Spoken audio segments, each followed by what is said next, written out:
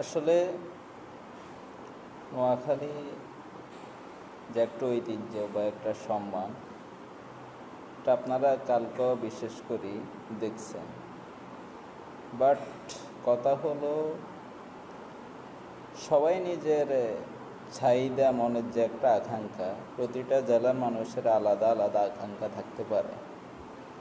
তো এই কারণে ওনারা ঢাকায় গেছেন, এমনকি ওনাদের দাবিটা জানিয়ে আসছেন।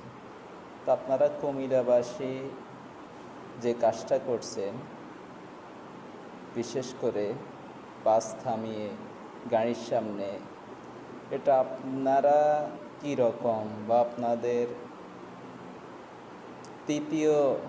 তৃতীয় দাফের যে শ্রেণীটা আছে তাদের ভাষা ব্যবহার কীরকম, এটা সারা বিশ্বের কাছে আপনারা উপস্থাপন করছেন।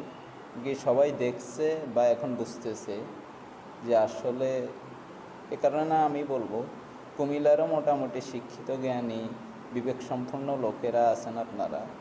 তো আপনারা এসব বিষয়গুলো যে এত বাড়াবাড়িটা করা কিন্তু প্রয়োজন না। আপনারা আপনাদের মহল থেকে যা কিছু করার দরকার তা করবেন। আর বিশ্বের কাছে আমি চাই না যে কোনো জেলার মানুষ বা কেউ এরকমভাবে নিজেদের ব্যবহার দ্বারা নিজেদেরকে একটা জেলাকে নিজেদেরকে কি অসম্মানী প্রদর্শন করা পুরো বিশ্বের সামনে। তো নোয়াখালী বিভাগ দাবি যেহেতু উঠছে, ওইটা দাবি জানাইতে পারে, এটা সমস্যা নাই।